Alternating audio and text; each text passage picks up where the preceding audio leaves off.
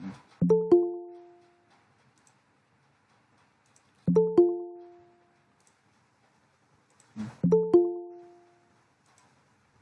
Morning. आपल्या सर्वांचं त्या ठिकाणी स्वागत आहे ऑनलाईन क्लासमध्ये. तर आज आपण मागच्या तासाला आपण पूर्ण सिलेबस बद्दल थोडक्यात माहिती घेतलेला आहोत. प्रत्येक काय असेल त्या चॅप्टरमध्ये काय काय आपण त्या ठिकाणी पाहणार आहोत या संबंधी आपण मागच्या तासाला पूर्ण माहिती त्या ठिकाणी 1 ते 10 टॉपिक जे असतील आपल्या विषयाच्या बुक किपिंग अँड अकाउंटन्सीच्या 1 ते 10 चॅप्टरमध्ये काय काय त्या ठिकाणी आपण पाहणार आहोत ते आपण थोडक्यात पाहिलेलं आहोत. तर आज आपण पहिल्या चॅप्टरला त्या ठिकाणी स्टार्ट करणार आहोत.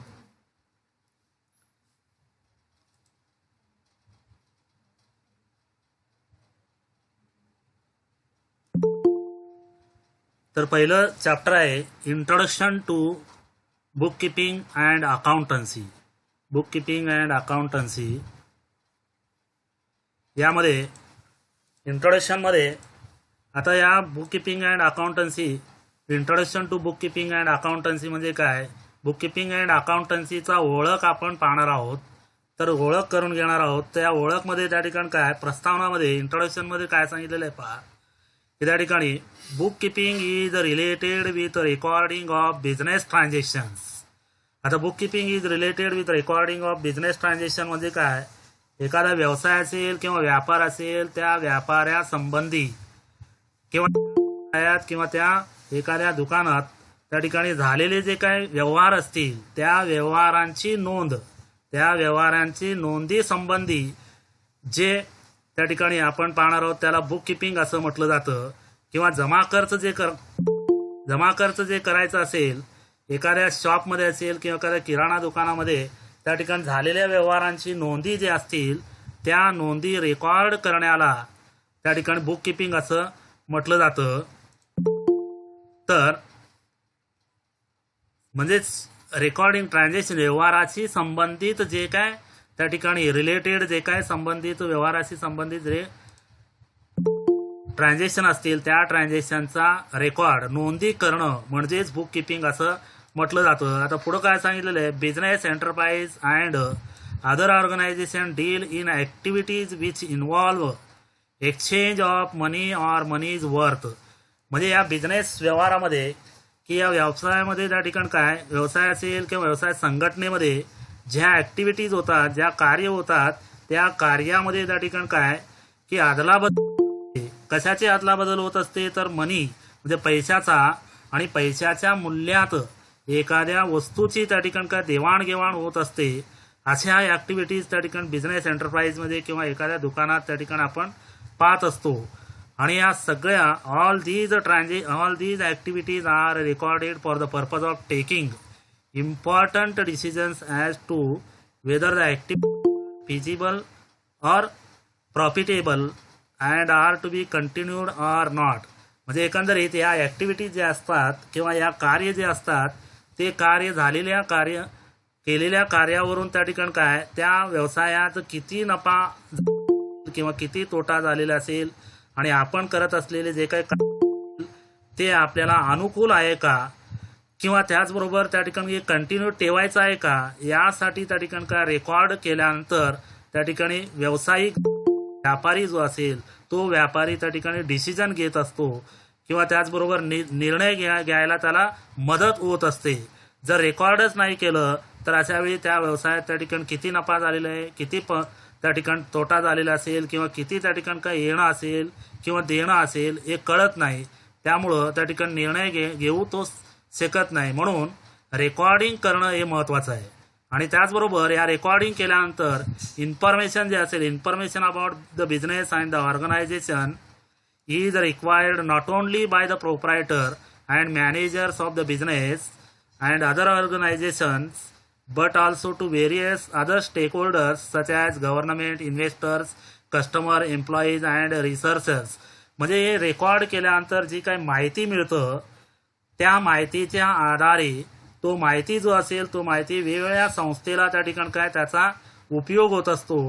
ही माहिती जी असेल ती माहिती फक्त मालकांनाच नव्हे तर त्या ठिकाणी व्यवस्थापक जे असतील व्यवसायाचे किंवा त्याचबरोबर इतर ज्या काही संघटना असतील त्या संघटनांना देखील ती माहिती त्या ठिकाणी पुरवण्यास मदत होत असते. उदाहरणार्थ त्या ठिकाणी काय, उदाहरणार्थ गव्हर्नमेंट असेल, इन्व्हेस्टर्स असतील, कस्टमर्स असतील किंवा एम्प्लॉईज असतील आणि रिसर्चर्स असतील, म्हणजे व्यवसायाच्या संबंधित जी काही माहिती रेकॉर्ड केल्यानंतर मिळतं त्या रेकॉर्ड केलेल्या मिळालेल्या माहितीवरून त्या ठिकाणी त्या व्यवसायाचा उपयोग गव्हर्नमेंटला देखील होत असतो, इन्व्हेस्टरना देखील, गुंतवणूकदारांना त्या ठिकाणी होत असतो आणि कस्टमरना देखील त्या ठिकाणी होत असतो आणि एम्प्लॉईज जे असतील, जे नोकरदार असतील त्या नोकरदारांना देखील आणि त्याचबरोबर रिसर्चर जे संशोधक असतील त्या संशोधकांना देखील या माहितीची त्या ठिकाणी उपयोग होत असते. म्हणून त्या ठिकाणी काय, बुक किपिंग हे महत्वाचं आहे. बुक किपिंग हे त्या ठिकाणी अत्यंत महत्वाचं असते. रेकॉर्ड केल्यामुळं अशा वेगवेगळ्या व्यक्तींना किंवा वेगवेगळ्या स्टेकहोल्डर्सना त्या ठिकाणी काय, त्याची माहिती झाल्यानं त्याचा भविष्य काळात त्या ठिकाणी उपयोग होत असतो. म्हणजेच बुक किपिंग हे त्या ठिकाणी काय, व्यवसायाच्या संबंधित, व्यवहाराच्या संबंधित त्या ठिकाणी असल्यामुळं हे इंट्रोडक्शनमध्ये दिलेले आहे. आणि त्याचबरोबर या बुक किपिंगचा उत्क्रांती किंवा इव्हॅल्युएशन ऑफ अकाउंटिंग त्या ठिकाणी केव्हा झालेला असेल की याची सुरुवात त्या ठिकाणी भारतात in India during Chandragupta Maurya the regime, म्हणजे चंद्रगुप्त मौर्याच्या काळामध्ये त्या ठिकाणी मिनिस्टर, जो मंत्री जो आहे कौटिल्य होता, कौटिल्य, आता आपण त्या ठिकाणी कौटिल्यालाच आपण आर्य चाणक्य म्हणून ओळखतो.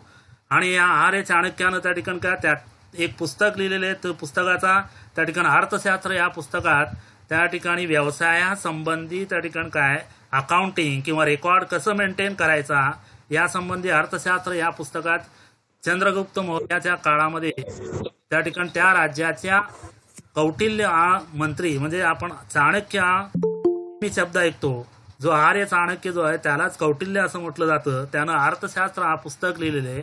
त्या पुस्तकात त्या ठिकाणी काय, व्यवसायासंबंधी अकाउंटिंग, जमा खर्च कसं करायचा यासंबंधी त्या ठिकाणी काय सुरुवातीला त्या पुस्तकात सांगितलेलं आहे. आणि त्यानंतर afterwards it was called as, त्यालाच त्या ठिकाणी आता देशीनामा असं संबोधलं गेलेलं आहे.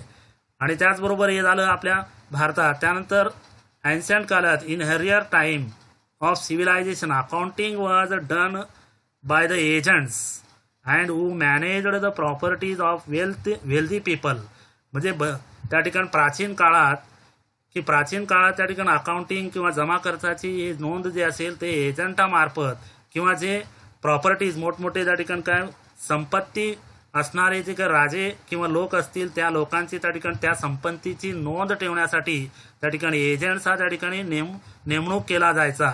आणि या एजंटकडून त्या ठिकाणी काय प्रॉपर्टी जे असेल त्या प्रॉपर्टीचा जमा खर्च त्या ठिकाणी नोंद व्हायचा. आणि ते जमा खर्च जे असेल ते प्रिपेअर्ड अकाउंट्स, जमा खर्च जे असेल periodically for the owners of the proprietary, म्हणजे त्या मालकाच्या संबंधित त्याचा विशिष्ट काळापुरता त्या ठिकाणी काय अकाउंटिंग त्या ठिकाणी करून द्यायचे. आणि the records of debit and credit were found in the 12th century itself, शतकात 12व्या शतकात त्या ठिकाणी रेकॉर्ड्स जे असेल ते रेकॉर्ड्स डेबिट आणि क्रेडिटच्या स्वरूपात त्या ठिकाणी काय सुरुवात झालेली आहे. आता डेबिट आणि क्रेडिट म्हणजे काय, डेबिट म्हणजे त्या ठिकाणी काय नावे आणि क्रेडिट याचा जमा, म्हणजे उदाहरणार्थ आपण आपल्या व्यवसायात त्या ठिकाणी किती रक्कम आलं असेल त्याला जमा म्हटलं जातं आणि आपल्या व्यवसायातून किती रक्कम गेलं असेल त्याला त्या ठिकाणी नावे असं संबोधलं जातं. आता उदाहरणार्थ आपल्या व्यवसायात त्या ठिकाणी रक्कम आलं आणि गेलं आणि याचबरोबर त्या ठिकाणी खरेदी आणि विक्री होत असते. खरेदी केलं त्या ठिकाणी काय आपल्याकडून पैसा जात असतो आणि त्याचबरोबर विक्री केलं तर आपल्याकडे पैसा येत असतो. याला त्या ठिकाणी डेबिट आणि क्रेडिट असं 12व्या शतकामध्ये त्या ठिकाणी संबोधलं गेलं आणि त्यातून तेव्हापासून त्या ठिकाणी डेबिट आणि क्रेडिट हा शब्द रूढ झालेले आहे. या संबंधी आपण चॅप्टरमध्ये डेबिट म्हणजे काय किंवा डेबिट या शब्दाचा उत्क्रांती कसं आलेलं आहे, क्रेडिट म्हणजे काय ते आपण पुढे पाहणारच आहोत. आणि त्यानंतर in the year 1494 Luca di Borgo Pacioli an Italian merchant introduced double entry book keeping, म्हणजे 1494 मध्ये इटालियन व्यापाऱ्यानं त्या ठिकाणी द्विनोंद पद्धत, double entry book keeping system म्हणजे काय द्विनोंद पद्धत शोध लावला 1494 मध्ये इटालियन व्यापाऱ्यानं. आता या 1494 बार्गो यानं डबल एंट्री बुक किपिंग म्हणजे काय थोडक्यात याचा आपण डिटेल आपण नंतर पाहणार आहोत, परंतु थोडक्यात इथं काय, आता एखादा आपण व्यवहार करत असतो किंवा उदाहरणार्थ एखादी वस्तू आपण खरेदी करतो. वस्तू खरेदी केल्यानंतर त्या ठिकाणी काय वस्तू आपल्याकडे येतं आणि ते त्या मोबदल्यातून आपल्याकडून पैसा जातो. म्हणजे या ठिकाणी दोन क्रिया झालेल्या आहेत, एक वस्तू आल्याची आणि आपल्याकडून पैसे गेल्याची. या दोन्हीची त्या ठिकाणी काय नोंद पुस्तकामध्ये नोंद केला जातो, त्याला द्विनोंद पद्धत असं म्हटलं जातं किंवा डबल एंट्री बुक किपिंग असं म्हटलं जातं. आता हे डबल एंट्री बुक किपिंग सिस्टीममुळं आत्ता देखील त्या ठिकाणी काय मॉडर्न युगामध्ये देखील डबल एंट्री बुक किपिंग सिस्टीमचा पूर्ण वर्ल्ड वाईड त्या ठिकाणी उपयोग होत आहे. त्याचबरोबर due to the industrial revolution in the 18th and 19th centuries, large scale operations were carried on and joint stock companies emerged as an important form of organization. म्हणजे आता या ठिकाणी काय की यामुळं त्या ठिकाणी की औद्योगिक क्रांती त्यावेळेस 18व्या आणि 19व्या शतकात झालेली आहे. त्या औद्योगिक क्रांतीमुळं मोठ्या प्रमाणात त्या ठिकाणी इंडस्ट्रियल त्या ठिकाणी काय आलेले आहेत. त्या लार्ज स्केल ऑपरेशन्समध्ये मोठमोठ्या कंपनीज असतील किंवा त्याचबरोबर ऑर्गनायझेशन्स असतील त्या ऑर्गनायझेशन्समध्ये त्या ठिकाणी काय की औद्योगिक उत्क्रांती झाल्यामुळं त्या ठिकाणी काय मालकी आणि त्याचबरोबर व्यवस्थापन यामध्ये विभागणी झालेली आहे.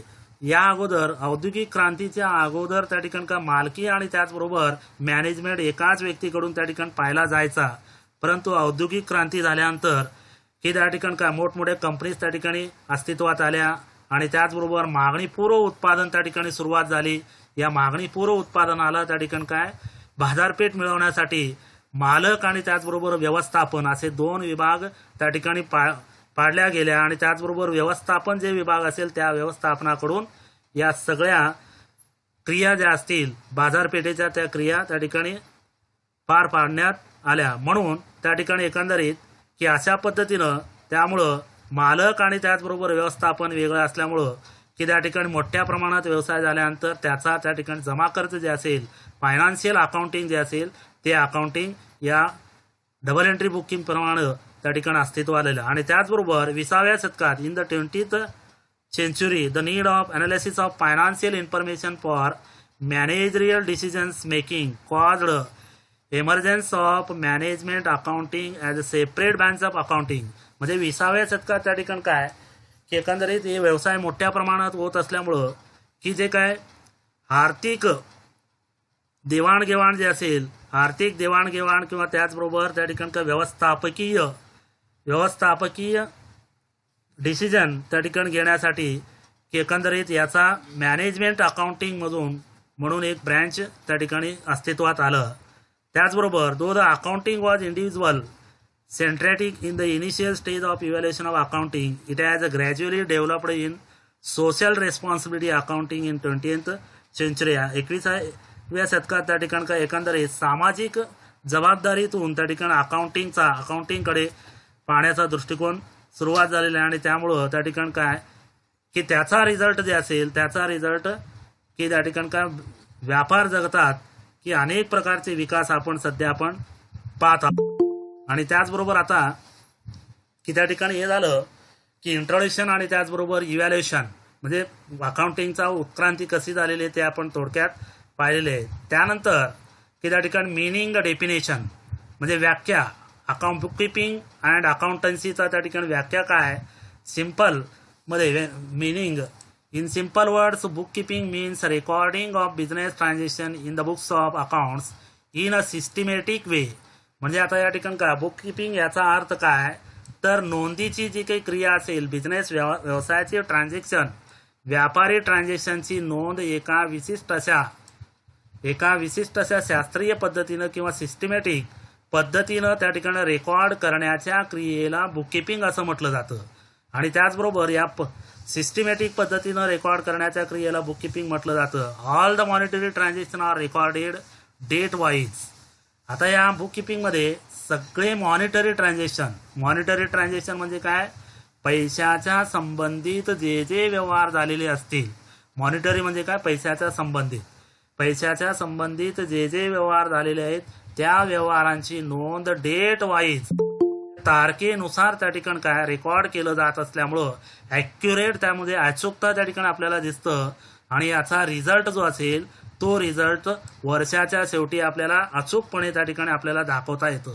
म्हणजे डेट वाईज तारखेनुसार त्या ठिकाणी रेकॉर्ड केल्यामुळं त्याचा रिझल्ट वर्षाच्या शेवटी त्याचा रिझल्ट म्हणजे काय असेल मग.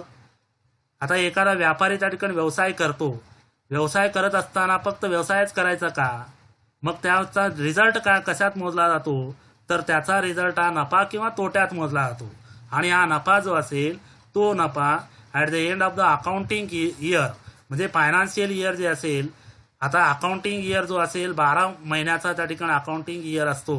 12 मंथ्स ऑफ कॅलेंडर इयर जो असेल त्या 12 महिन्याचा त्या ठिकाणी अकाउंटिंग इयर असतो. आपल्याकडे 1 एप्रिल त्या ठिकाणी इयर स्टार्ट होतो आणि त्याचबरोबर 31 मार्चला इयर एंड होतो. म्हणजे हे 12 महिन्याचा त्या ठिकाणी अकाउंटिंग डेट वाईज रेकॉर्ड केला जातो. सिस्टमॅटिक प्रमाणे त्याला बुक किपिंग असं म्हटलं जातं. आणि त्याचबरोबर पुढं काय सांगितलेलं आहे तर book keeping is an art or science of systematic recording. म्हणजे पुस्तपालन एक आहे, एक कला आहे आणि त्याचबरोबर एक शास्त्र आहे की जे पद्धतीने शास्त्रीय पद्धतीनं किंवा त्याचबरोबर योग्य पद्धतीनं रेकॉर्ड करण्याचा ही एक कला आहे आणि त्याचबरोबर शास्त्र देखील आहे. कशाचा मग classifying and summarizing the financial transaction of the business for a particular period generally 1 year. फक्त जनरली त्या ठिकाणी काय सामान्यपणे एका वर्षासाठीच त्या ठिकाणी काय हे अकाउंटिंग केला जातो. आता क्लासिफाईंग म्हणजे काय असेल किंवा त्याचबरोबर त्या ठिकाणी समरायझिंग काय असेल. आता क्लासिफाईंग याचा अर्थ त्या ठिकाणी काय वर्गीकरण करणं. आता व्यापार म्हटलं की व्यवसाय म्हटलं की त्या ठिकाणी अनेक प्रकारचे कार्य होत असतात. अनेक प्रकारचे कार्य कोणकोणते असू शकतात. उदाहरणार्थ आपल्याला माहित आहे खरेदी, विक्री, पैसे दिलं, पैसे आले किंवा त्याचबरोबर उधारीवर त्या ठिकाणी विक्री होत असते किंवा उधारीवर खरेदी केला जातो. अशा वेगवेगळ्या प्रकारचे त्या ठिकाणी काय व्यवसायाचं ट्रान्झॅक्शन होत असतात. त्या सर्व ट्रान्झॅक्शनची वर्गीकरण जे केला जातो त्याला क्लासिफाईंग असं म्हटलं जातं. आणि वर्गीकरण केल्यानंतर त्या ठिकाणी आता उदाहरणार्थ आपल्या घरातच त्या ठिकाणी काय आपण बाजारात त्या ठिकाणी जात असताना की बाजारात त्या ठिकाणी एखाद्या वस्तू आणायचं असेल तर आपण अगोदर लिस्ट तयार करतो तयार करतो. त्या लिस्टमध्ये आपण मार्केटला गेलं, उदाहरणार्थ त्या ठिकाणी भाजीपाला आणायला गेलं तर त्या ठिकाणी अनेक प्रकारचे भाज्या असतात. अनेक प्रकारचे भाज्या त्या ठिकाणी घेतो आपण. वेगवेगळ्या ठिकाणी वेगवेगळ्या व्यवसायाकडे त्या ठिकाणी भाज्या आपण घेत असतो आणि भाज्या घेतल्यानंतर एका पिशवीत त्या ठिकाणी आपण ठेवतो आणि घरी आल्यानंतर त्या ठिकाणी टेबलावर असेल किंवा एखाद्या त्या ठिकाणी सगळे आपण ओततो आणि ओतल्यानंतर त्या ठिकाणी बटाटे असतील, टमाटे असतील ते वेगवेगळे आपण करतो. याला क्लासिफाईंग असं म्हटलं जातं. याला काय म्हटलं जातं, क्लासिफाईंग म्हटलं जातं. आणि हे वेगवेगळ्या केलेले जे असतील ते त्या रॅकमध्ये असेल किंवा त्या ठिकाणी काय डब्यामध्ये आपण त्या ठिकाणी ठेवत असतो. त्याला समरायझिंग असं म्हटलं जातं. त्याला काय म्हटलं जातं, समरायझिंग असं म्हटलं जातं. याच पद्धतीनं त्या ठिकाणी व्यापारी देखील त्या ठिकाणी अनेक प्रकारचे ट्रान्झॅक्शन त्या ठिकाणी करत असतो. खरेदीचे, विक्रीचे आणि बँकेत पैसे भरल्याचे आणि त्याचबरोबर बँकेतून पैसे काढल्याचे अशा वेगवेगळ्या ज्या काही ट्रान्झॅक्शन असतील त्या ट्रान्झॅक्शनची त्या बुकमध्ये त्या ठिकाणी नोंद करण्याला समरायझिंग असं म्हटलं जातं. आणि नोंद केल्यानंतर त्या ठिकाणी हे नोंद जे असेल फक्त जनरली त्या ठिकाणी एका वर्षापुरताच असतो. हे झालं बुक किपिंगचा त्या ठिकाणी अर्थ. आणि त्याचबरोबर वेगवेगळ्या त्या ठिकाणी काय व्यावसायिक की त्या ठिकाणी व्यवस्थापकामार्फत त्या ठिकाणी काही व्यवस्थापकामार्फत त्या ठिकाणी व्यापारी व्यवस्थापकामार्फत त्या ठिकाणी काही व्याख्या सांगितलेल्या आहेत. त्या व्याख्या आपण त्या ठिकाणी पुढील प्रमाणे पाहत आहोत. त्या ठिकाणी रिचर्ड ई स्ट्रेलन यानं त्या ठिकाणी बुक किपिंगची व्याख्या असं सांगितलेलं आहे की the art of analysing and recording business transactions, reporting result of business operations through periodic statements and interpreting such results for purpose of effecting control of future operation. म्हणजे यानं काय सांगितलेलं आहे स्ट्रेलिन यानं की जे काय कला आहे बुक किपिंग ही एक कला आहे अनालायझिंग म्हणजे काय वर्णन करण्याचा किंवा वर्णनात्मक आणि त्याचबरोबर रेकॉर्डिंग ऑफ बिझनेस ट्रान्झॅक्शन.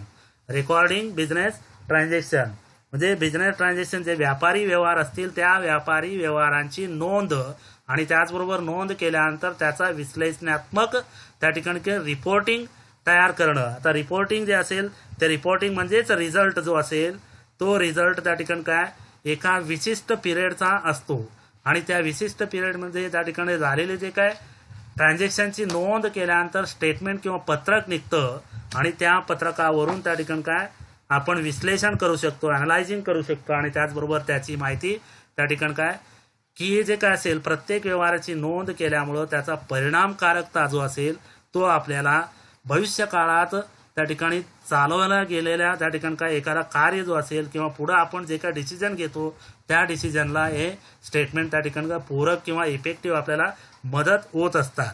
आणि त्याचबरोबर सिंपल व्याख्या त्या ठिकाणी काय जे.आर. बॉटली बॉय यानं एक सांगितलेलं आहे. तर सिंपल त्या ठिकाणी JR.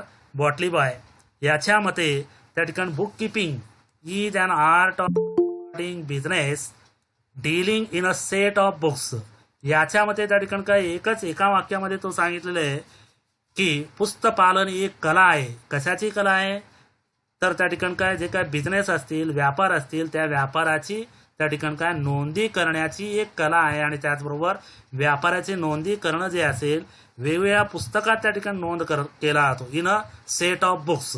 In a set of books म्हणजे काय त्या ठिकाणी थोडक्यात की आपण सिलेबसमध्ये पाहत असताना जर्नल तिसरा टॉपिक आणि त्याचबरोबर लेजर पाहिलेले त्यानंतर सबसिडरी बुक्स असं पाहिलेले ते सगळ्यांना मिळून त्या ठिकाणी काय सेट ऑफ बुक्स म्हटलं जातं. या सेट ऑफ बुक्समध्ये लेजर आलं त्याचबरोबर त्या ठिकाणी काय कॅशबुक आलं त्याचबरोबर बँकबुक आलं असं सगळ्यांना मिळून सेट ऑफ बुक्स असं म्हटलं गेलेलं आहे. आणि त्याचबरोबर आणखीन एक व्याख्या नॉर्थ कॉट यांनी दिलेलं आहे.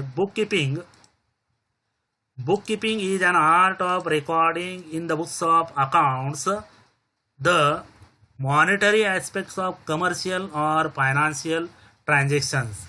याच्या मते त्या ठिकाणी क्वाडच्या मते त्यांनी काय सांगितलेलं आहे पुस्तपालन ही एक कला आहे. कशाची कला आहे यानं देखील त्या ठिकाणी सांगितलेलं आहे की रेकॉर्ड करण्याचाच त्या ठिकाणी कला आहे. आणि ते कला जो असेल in the books of monetary aspect. Monetary म्हणजे काय त्या ठिकाणी पैशाच्या संबंधित पैशाची बाजू जे असतील पैशाच्या संबंधित कमर्शियल व्यापारिक आणि फायनान्शियल वित्तीय ट्रान्झॅक्शन. या ठिकाणी काय वित्तीय ट्रान्झॅक्शन जे असेल फायनान्शियल ट्रान्झॅक्शन म्हणजे काय वित्तीय व्यवहार जे होत असतात त्या व्यवहारांची नोंदी करणं म्हणजे काय बुक किपिंग म्हणजे एक कला आहे. आणि त्याचबरोबर आणखीन एक व्याख्या तो R.N. कार्टर यानं दिलेलं आहे. एकदम सिंपल व्याख्या त्याने सांगितलेलं आहे पहा. Book keeping is the science and art of correcting record recording in the books of accounts all those business transactions that results in transfer or money's worth. या ठिकाणी महत्वाची व्याख्या आहे पहा. Book keeping is the science म्हणजे पुस्तपालन हे एक शास्त्र आहे आणि त्याचबरोबर कला देखील आहे. कशाची कला आहे आणि कशाची शास्त्र आहे तर करेक्टली रेकॉर्डिंग म्हणजे काय नोंदीची जी काय अचूकता आहे ती नोंदीची जी अचूकता रेकॉर्ड करण्याचं in the books of accounts म्हणजे त्या बुक्स ऑफ अकाउंट करणं जे असेल ते नोंदी करणं जे आहे त्या ठिकाणी काय अचूकता या अचूकत्यामुळं की व्यवस्थित नोंदी केल्यामुळं अचूकता केव्हा त्या ठिकाणी आपल्याला दिसून येतं तर डेट वाईज त्या ठिकाणी नोंद केल्यामुळं प्रत्येक ट्रान्झॅक्शन जे असेल ते प्रत्येक ट्रान्झॅक्शनमध्ये टू पोर्ट इफेक्ट जे असेल म्हणजे double entry book keeping system प्रमाणे प्रत्येक बाजूचा विचार करून त्या ठिकाणी नोंदी ज्यावेळेस केला जातो त्याला त्या ठिकाणी काय त्यावेळेस अचूकता त्या ठिकाणी आपल्याला दिसून येतं आणि त्याचा रिझल्ट जे असेल आपल्याकडून पैसा किती गेलेला आहे किंवा पैशाच्या स्वरूपात आपण वस्तू किती त्या ठिकाणी आलेले आहे किंवा गेलेले आहे याची आपल्याला त्या ठिकाणी रिझल्टमध्ये आपल्याला दिसून येतो. मनी ऑर मनीज वर्थ म्हणजे काय पैसा आणि पैशाच्या मूल्यात. आता पैसा आणि पैशाच्या मूल्यात म्हणजे काय ज्यावेळेस रोख व्यवहार होतो त्यावेळेस ठिकाणी स्पॉटमध्ये त्या ठिकाणी आपल्याला मिळतं किंवा दिलं जातं. आणि मनीज वर्थ म्हणजे काय ज्यावेळेस उधारीनं व्यवहार केला जातो त्यावेळेस त्या ठिकाणी एकंदरीत पैशाच्या मूल्यात आपल्याकडून वस्तू जातं आणि आपल्याकडे वस्तू येत असतं. याला मनी ऑर मनीज वर्थ असं म्हटलं जातं. आणि या बुक किपिंगचा त्या ठिकाणी फीचर्स जे असेल, वैशिष्ट्ये, की आपल्याला हे डेफिनेशन पाहिल्यानंतर, या व्याख्या पाहिल्यानंतर त्या व्याख्यामधूनच काही त्या ठिकाणी काय वैशिष्ट्ये आपल्याला पाहायला मिळतात. त्यातला पहिला वैशिष्ट्य जो आहे तो म्हणजे की त्या ठिकाणी काय, it is the method of recording day to day business transaction. Book keeping एक पद्धत आहे.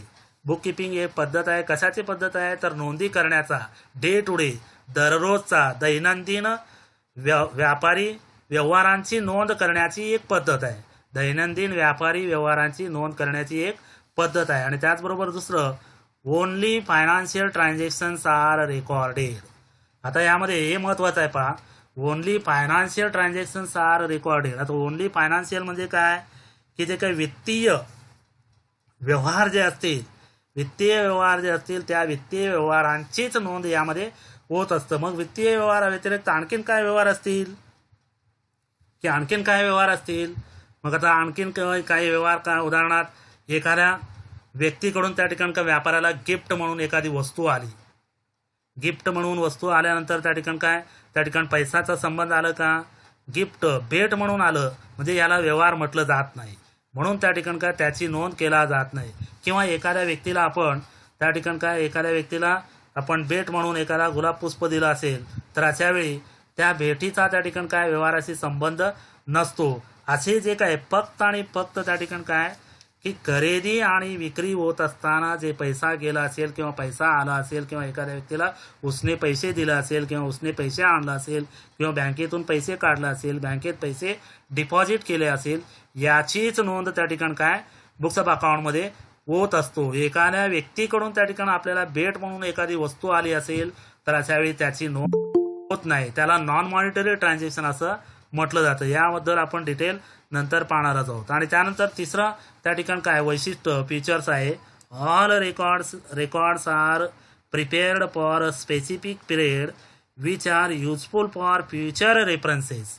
म्हणजे हे जे काय सगळे रेकॉर्ड जे असेल ते सगळे रेकॉर्ड्स त्या ठिकाणी काय विशिष्ट अशा पिरियडचाच त्या ठिकाणी काय केला जातो. आणि विशिष्ट अशा पिरियडचा का केला जातो तर त्या ठिकाणी का भविष्य काळात त्याचा उपयोग आपल्याला व्हावा या दृष्टिकोनातून त्या ठिकाणी काय सगळे रेकॉर्ड्स हे फक्त विशिष्ट अशा पिरियडचाच त्या ठिकाणी रेकॉर्ड केलं जातं.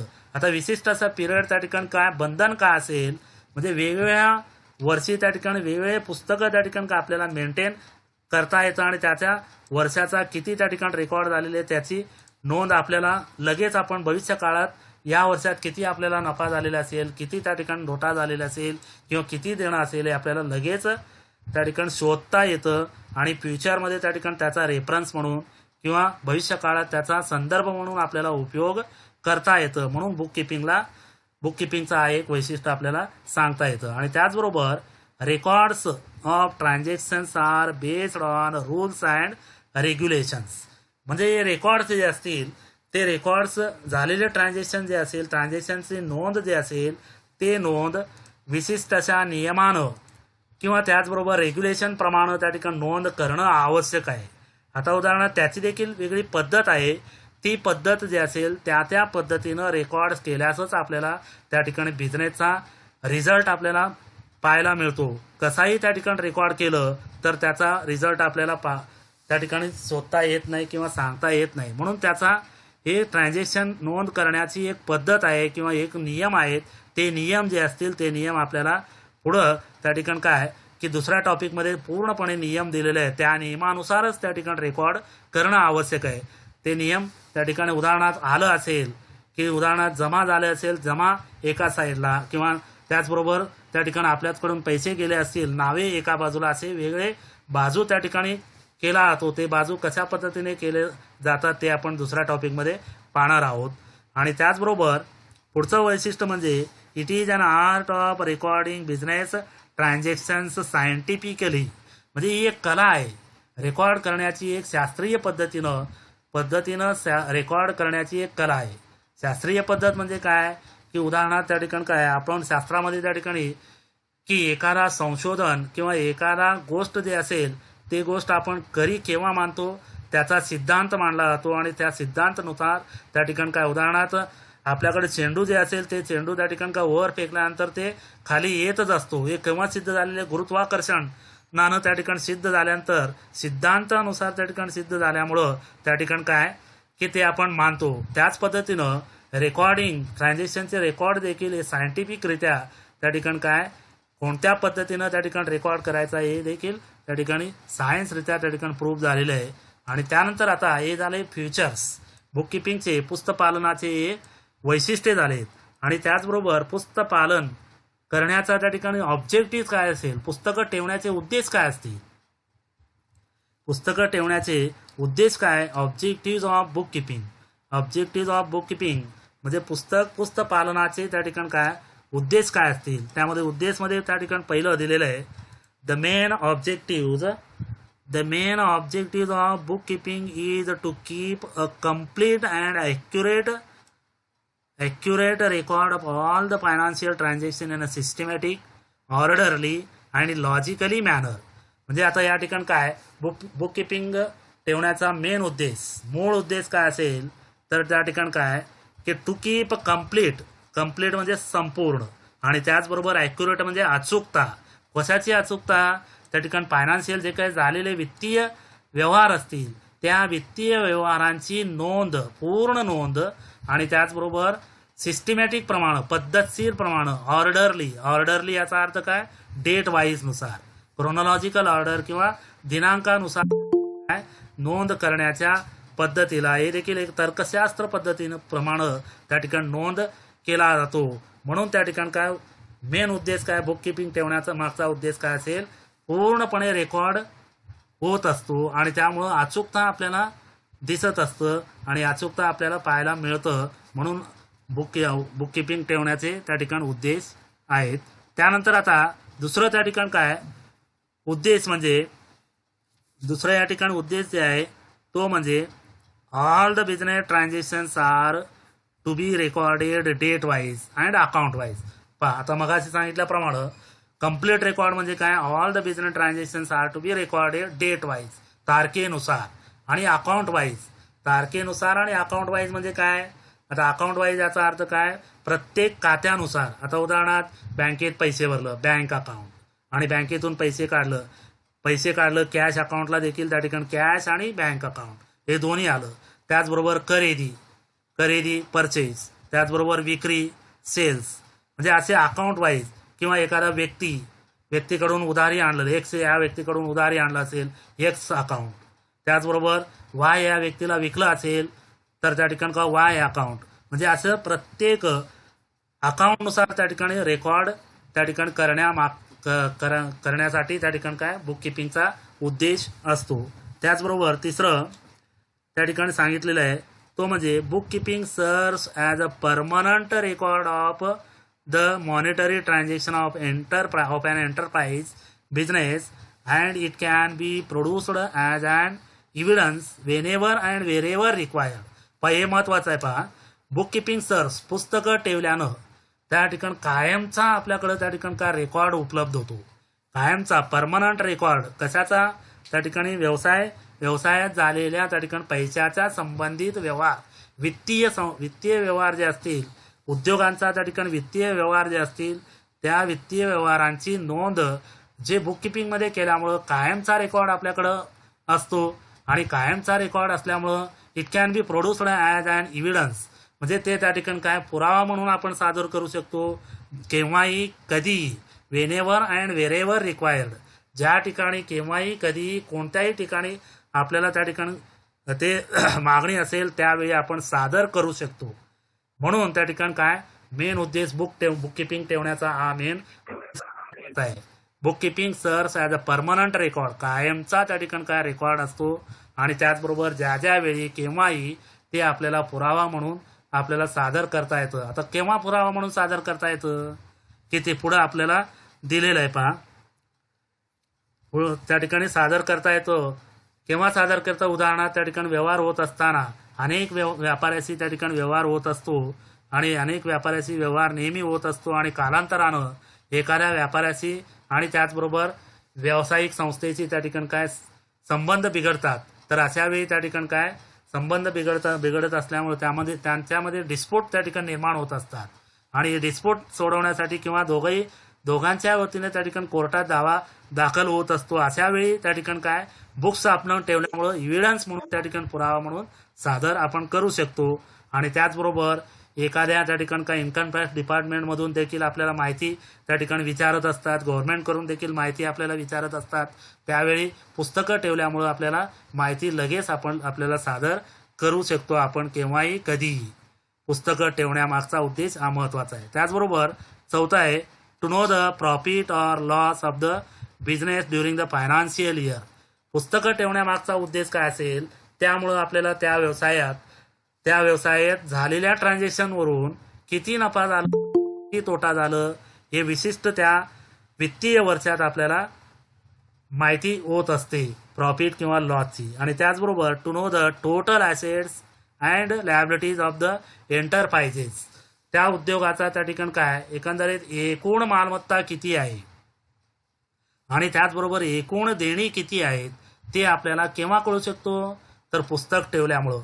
फक्त पुस्तकं ठेवून त्या ठिकाणी उपयोग नाही, तर त्या पुस्तकामध्ये झालेल्या ट्रान्झॅक्शनची नोंदी ज्यावेळेस आपण करतो त्याच वेळी आपल्याला त्या विशिष्ट अशा व्यावसायिकाचा त्या ठिकाणी काय एकूण मालमत्ता किती आहे आणि त्याचबरोबर एकूण देणं लायबिलिटीज किती आहे. ॲसेट्स म्हणजे मालमत्ता आणि लायबिलिटीज म्हणजे देणी किंवा कर्जे जे असतील ते कर्जे किती आहेत ते आपल्याला या रेकॉर्डवरून त्या ठिकाणी कळत असतो. त्याचबरोबर त्या ठिकाणी आहे की उद्देश 6 to know what the business owes to others and what others to owe him. पाहता या ठिकाणी महत्वाचं आहे to know what the business owes to others. म्हणजे आता या ठिकाणी का रेकॉर्ड केल्यामुळं बिझनेसमॅन त्या ठिकाणी दुसऱ्या व्यक्तीला किती देणी आहे. ओज म्हणजे काय ऋणी असणे किंवा देणी.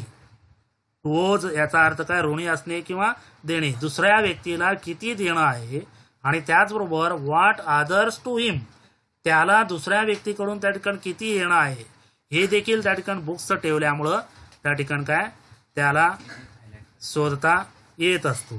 बुक्स ठेवण्यामागचा तो एक उद्देश. आणि त्याचबरोबर पुढचा उद्देश आहे तो म्हणजे 7 businessman comes to know the current year's progress over previous year and compares its financial results with other business enterprise in similar line.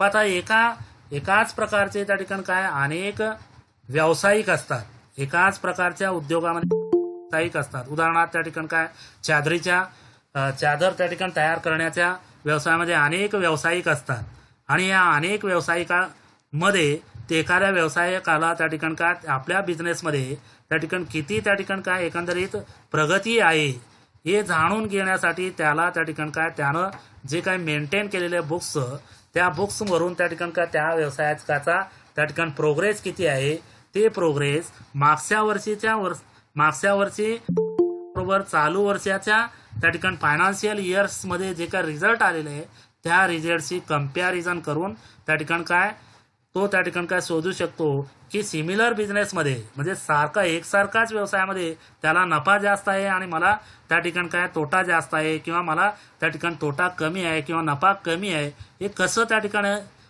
ठिकाणी होत आहे.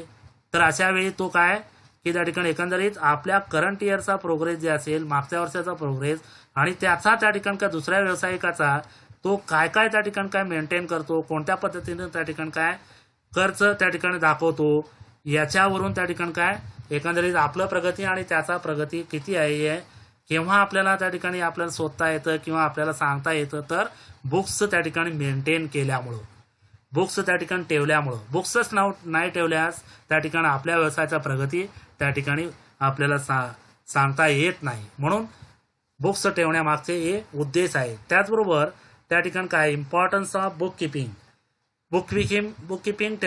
ठेवण्याचे महत्व जे असेल की त्या ठिकाणी महत्व जे असेल ते महत्व त्या ठिकाणी रेकॉर्ड होण्यासाठी बुक्स ठेवणं महत्वाचं आहे. आता रेकॉर्ड जे असेल, आता उदाहरणार्थ आपण देखील त्या ठिकाणी काय अनेक व्यवहार केल्यानंतर त्या व्यवहारांची नोंद त्या ठिकाणी काय आपण रेकॉर्ड केलं तरच आपल्याला त्या ठिकाणी कळतं, परंतु आपण रेकॉर्डच केलं नाही तर अशा वेळी आपल्याला कोणत्या तारखेला कोणत्या दिवशी किती काय आपण काय केलेले हे आपल्याला कळत नाही. म्हणून रेकॉर्ड हे महत्त्वाचं आहे, नोंदी. आणि त्याचबरोबर फायनान्शियल इन्फॉर्मेशन, या नोंदी केल्यामुळं त्या ठिकाणी आपल्याला वित्तीय त्या ठिकाणी काय माहिती आपल्याला काढता येतं. कशाची वित्तीय माहिती, कोणत्या काय कशाची. Book keeping is useful to get information related to profit, नफ्यासंबंधी किंवा लॉस संबंधी किंवा ॲसेट्स म्हणजे काय मालमत्ता, नफा, प्रॉफिट म्हणजे नफा आणि लॉस म्हणजे नुकसान किती झाले असेल किंवा नफा किती झालेले असेल हे केव्हा आपल्याला कळेल, रेकॉर्ड केल्यामुळं. म्हणून महत्त्व आहे. आणि त्याचबरोबर लायबिलिटीज किती आहे, इन्व्हेस्टमेंट्स किती आपण केलेले, गुंतवणूक किती केलेले आहे, आणि त्याचबरोबर एकंदरीत व्यवहार केल्यानंतर आपल्याकडे माल शिल्लक किती आहे हे आपण एनी टाईम केव्हाही त्या ठिकाणी काय नोंद केल्यामुळं की आपण सांगू शकतो. म्हणून बुक किपिंगला महत्त्व आहे. त्याचबरोबर डिसिजन मेकिंग, त्या ठिकाणी काय डिसिजन मेकिंग म्हणजे निर्णय क्षमता किंवा निर्णय घेऊ शकतो आपण. कशाचे निर्णय, book keeping provides financial information to the businessman. पुस्तकं हे त्या ठिकाणी काय वित्तीय माहिती त्या ठिकाणी काय बिझनेसमॅनना पुरवत असतात किंवा त्याचबरोबर वित्तीय माहिती बिझनेसमॅनला त्या ठिकाणी मिळत असतो बुक किपिंगद्वारे. ही माहिती मिळाल्यामुळं एकंदरीत ही माहिती लॉस किती आहे, नफा किती आहे किंवा तोटा किती आहे, ॲसेट्स किती आहेत, लायबिलिटीज किती आहेत हे कळाल्यामुळं त्या ठिकाणी काय फ्युचरमध्ये त्याला निर्णय घेता येतात. त्याच्याकडे त्या ठिकाणी स्टॉकच किती आहे हे कळालं नाही तर तो खरेदी कसं करू शकतो, किंवा त्याचबरोबर त्याच्याकडे शिल्लकच रक्कम नाही तर त्या ठिकाणी त्या इन्व्हेस्टमेंट कसा करू शकतो. जर रेकॉर्ड केल्यामुळं शिल्लक रक्कम कळतं त्याला आणि या शिल्लक रकमेमधून काय करायचा याचा निर्णय तो घेऊ शकतो. हे केव्हा घेऊ शकतो, रेकॉर्ड केल्यामुळं आणि रेकॉर्ड केल्यानंतर माहिती मिळाल्यामुळं. म्हणून डिसिजन मेकिंगला महत्त्वाचं आहे बुक किपिंग. आणि त्यानंतर कंट्रोलिंग, पाचवा आहे कंट्रोलिंग म्हणजे काय, नियंत्रण. आता कशाचा नियंत्रण, book keeping enables the executive of the business to control the activities of business. Control नियंत्रण ठेवता येतं. वायपट आपण कुठल्या ह्याच्यामध्ये जास्त रक्कम गुंतवत आहोत का, कोणत्या ह्याच्यामध्ये त्या ठिकाणी काय एकंदरीत खरेदी आपण कोणत्या व्यापाऱ्याकडून वस्तू खरेदी केल्यानंतर त्या व्यापाऱ्याकडून जी वस्तू जे आपल्याला मिळत आहे ती वस्तू योग्य प्रमाणात मिळत आहे किंवा नाही हे आपल्याला केव्हा कळेल, नोंद केल्यानंतर. आणि नोंदी केल्यानंतर ती वस्तू विकल्यानंतर त्या ठिकाणी काय आपल्याला कळेल की आपण हे करत आहोत, यामध्ये आपण हे कार्य जे करत आहोत ते कार्य योग्य आहे किंवा नाही, किंवा नसेल तर आपल्याला त्या ठिकाणी कंट्रोलिंग करता येतं, नसेल तर आपल्याला त्यावर कंट्रोल आणता येतं, किंवा आपल्याकडे पैसा जे आहे ते पैसा योग्य खर्च होत आहे किंवा नाही याचा देखील त्या ठिकाणी का आपल्याला हे बुक्स ठेवल्यामुळे महत्त्व आपल्याला कळतं. त्यानंतर इव्हिडन्स, पाचवा आहे इव्हिडन्स.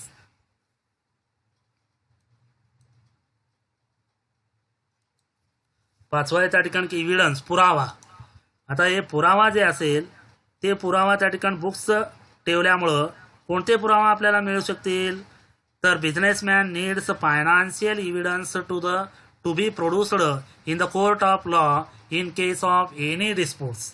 पाहता हे महत्त्वाचं आहे. मगाशी सांगितल्याप्रमाणे उद्देशामध्ये मी सांगितलेलं आहे तर की त्या ठिकाणी व्यापार म्हटलं की अनेक व्यावसायिकाशी संबंध येत असतो, ग्राहकाशी संबंध येत असतो. आता हे ग्राहकाशी संबंध किंवा व्यावसायिकाशी संबंध येत असताना अनेक व्यावसायिक त्या ठिकाणी काय व्यापार करत असतात आणि व्यापार करत असताना त्या ठिकाणी सुरुवातीला चांगल्या प्रकारे त्यांचा संबंध असतो आणि कालांतरानं त्या ठिकाणी काय त्या व्यवसायात विक्रेत्याशी आणि खरेदीदाराशी त्या ठिकाणी काय तक्रारी निर्माण होत असतात आणि तक्रारी निर्माण झाल्यानंतर त्या ठिकाणी काय त्या व्यावसायिकाकडून त्या ठिकाणी काय जो काय व्यापारी असेल त्या व्यापाऱ्याविरुद्ध कोर्टात दावा दाखल तो करू शकतो. हे इव्हिडन्स असल्यामुळं, हे पुरावे असल्यामुळं. आणि त्याचबरोबर पुढचा आहे टॅक्स लायबिलिटी. आता रेकॉर्ड केल्यामुळं की त्या ठिकाणी काय टॅक्स लायबिलिटी किती आहे, आपण टॅक्स किती भरावा, मग ते टॅक्स कोणकोणत्या प्रकारचे. Book keeping is useful to bookkeeping is useful to find out the tax liability. For example, income tax, property tax, GST हे सगळं आपण रेकॉर्ड केल्यामुळं आपल्याला किती टॅक्स भरावा, इन्कम टॅक्स किती भरावा, प्रॉपर्टी टॅक्स म्हणजे काय, असेटची टॅक्स किती भरावा हे आपण त्या ठिकाणी का नोंद केल्यामुळं. तर आज आपण या ठिकाणी का बुक किपिंगचा त्या ठिकाणी इंट्रोडक्शन, डेफिनेशन्स, व्याख्या काय असतील, महत्त्व काय असेल किंवा उद्देश काय असेल, इम्पॉर्टन्स काय असेल हे आपण पाहिलेले. आणि त्याचबरोबर पुढच्या ऑनलाईन क्लासमध्ये आपण युटिलिटी ऑफ बुक किपिंग पाहणार आहोत.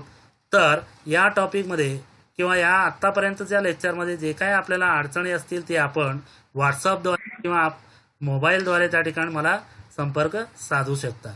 धन्यवाद.